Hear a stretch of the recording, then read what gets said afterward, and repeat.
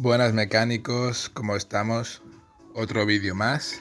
Vamos a hablar de discos y pastillas. Aquí vemos el disco, en este caso está gastadísimo. O sea, el cliente se quejaba porque cuando frenaba hacía ruido y miré y ya podéis ver cómo está la pastilla, ¿no? O sea, ahora os enseñaré otra nueva para que veáis la diferencia, pero no queda nada. Y si os fijáis y demás, si sois curiosos, si lo veis a la parte de arriba, se ve como que brilla más, ¿no? De rollo que ya tocaba con el disco y seguramente es por eso hacía ruido. Vale, aquí tenemos el disco que va metido allí y va puesto así, ¿no? Sí, va tirando para adelante. Bueno, o sea, eso es para que veáis más o menos, os hacéis la idea, ¿no? Vale, la pastilla va puesta allí, en la pinza. Claro, cuando va rodando, ¿no? Va a quedar fija, pero realmente piensa como si va girando el disco, ¿no?